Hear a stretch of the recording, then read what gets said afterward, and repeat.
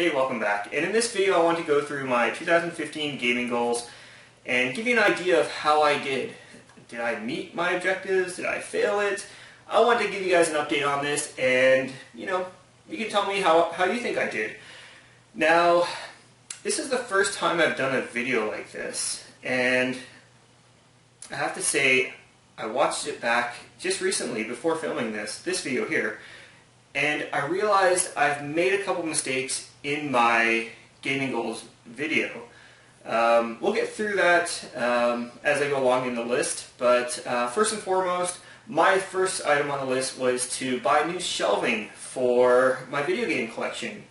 Now, this goal was kind of met, kind of not. And the reason I say that is I did buy a kind of a CD stand for all my PS1 games and my Dreamcast games, which I'll put kind of up here. I picked this stand up from a Value Village, and it holds the PS1 games and the Dreamcast games amazingly. There's a lot of slots for the double CDs that the PS2 has for those RPGs. Unfortunately, I have way too many RPGs, and I kind of have to stack them up a little differently, but you know what, they still fit in there, and I'm happy with that. Now, when I set this goal out, I wanted to kind of get shelves similar to this one here, where it's just a bookcase, really, is all it is. And I didn't end up doing that, and the main reason being is, again, I moved. And I moved from a big house to just a small little apartment, and I'm kind of glad I didn't buy that shelf yet, because when I moved I realized I had a lot of stuff, and I had to sell a lot of stuff that I didn't want to sell, but I just didn't have room for it. So that goal is, I don't know if that's considered met or not, because I still need another bookcase just like this one, and I have a feeling that once we get married, my fiance and I, we're going to buy a new house, and I'm going to have a big basement again to kind of just, build a game room in.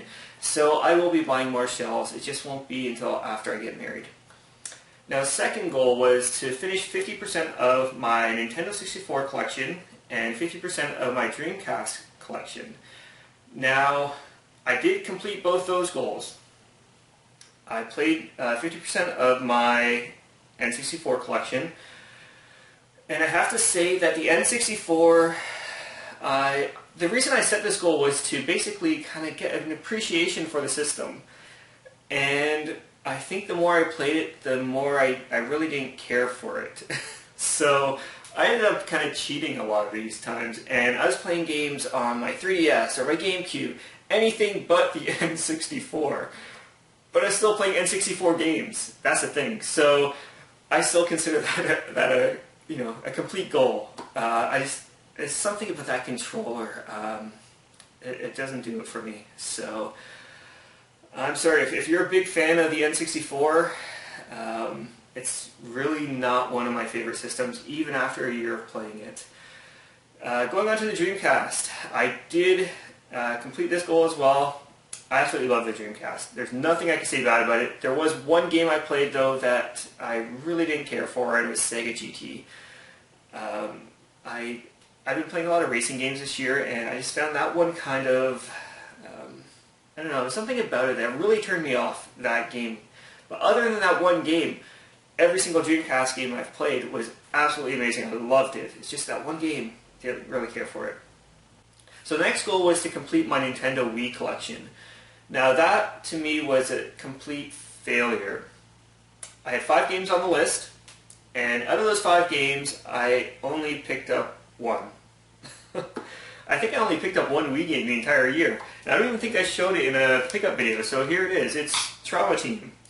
And I picked this up from GameStop. It was $9, and this is the only Wii game I picked up all year round. So I know when I set the goal, I said, you know what, this one's going to be easy because the Wii's really collectible right now and the prices are down. I just couldn't find what I was looking for. For whatever reason, it wasn't there. So the next goal was to complete some empty cases that I had. Now, I pick these cases up at thrift stores all the time, and I usually tend to get them for next to nothing, if not free. Now, I had 8 games I wanted to complete. Out of the 8 games, I completed 3. So I think that's a fail, right? So anyways, getting into the games I did complete, I picked up Bionic Commando Elite Force, and I believe I picked this up online. I don't remember what I paid for it, but I'm pretty sure it's an eBay purchase. Next up is Mega Man Battle Network 4 Red Sun. I think I picked this one up at a pawn shop. I was able to find one at a pawn shop, and again, I don't remember what I paid for it, but very happy to have this now complete in box. And last but not least, Dragon Ball Z Budokai Tenkaichi 2. And I had a whole year to practice saying that, so hopefully I got it right now. Now, I think I picked this up at... It's been a while since I picked all 3 of these games up, but I think I picked this up at a thrift store. I found it loose somewhere, and I got pretty much next to nothing. Now, the games I was not able to complete. Unfortunately, I was not able to find a copy of Intelligent Qube. Now, I was looking, this is one of the ones I was actually really looking for, and I was looking online and could never find a good copy that didn't go for as much as a complete copy, which is strange as hell. Why would a complete copy be just as much as a loose copy? But that's the way eBay is. So, wasn't able to complete this. Hopefully one day I will be able to complete this, because I hear this is a really good game and a lot of fun to play. Next up is Taifu. Didn't find a copy of this one either. I was looking a little bit, not as much as Intelligent Qube, but I was looking a little bit for this one too, just didn't find one. Bust-a-Move 2, again, didn't find one of these either at a reasonable price, so I just never ended up pulling the trigger on this one either. Dragon Ball Z Budokai Tenkaichi, again, did not find it, and it's one of those games where you can buy it complete again, just as much as a loose copy. So, I don't know. And last but not least, Ape Escape 3, which I totally forgot about. So, it's a game I do want to get, but it wasn't on the radar for me, and I never really looked. So, last but not least, my goal was to sell off 70% of my extras. Sell off or trade 75% of my extras. And I think the problem with this goal is I didn't outline how much I had at the time. So it was kind of hard to gauge if I sold 75% off or 25% off, because I didn't give a fair indication of how much I currently had at that time. So my rough estimates, when I moved, I did sell quite a bit. I did sell a lot at the Waterloo Video Game Swap, and then just, here and there on Kijiji every once in a while, eBay once in a while.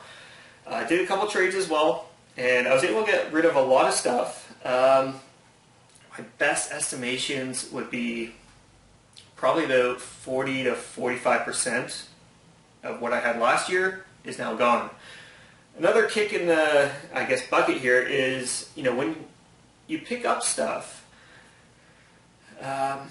not everything is to keep, because you're going to have a huge room of games and a lot of extras, and that tends to be what happens with me. Is I'll pick up a bunch of games, I'll be like, okay, well, to recoup my cost here, I'm going to pick up this game here, because I can sell this game here, and then this game will be free.